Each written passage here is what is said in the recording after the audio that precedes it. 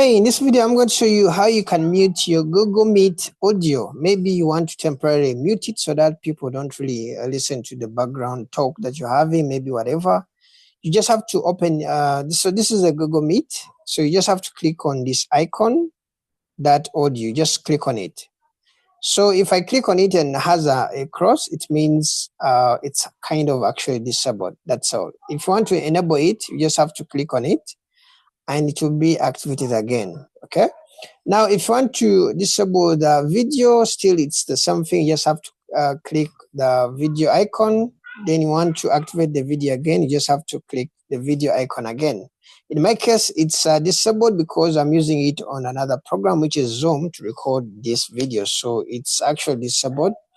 It's being used by Zoom. So that's how you can disable audio and video on Google Meet. See you in the next video, and bye-bye.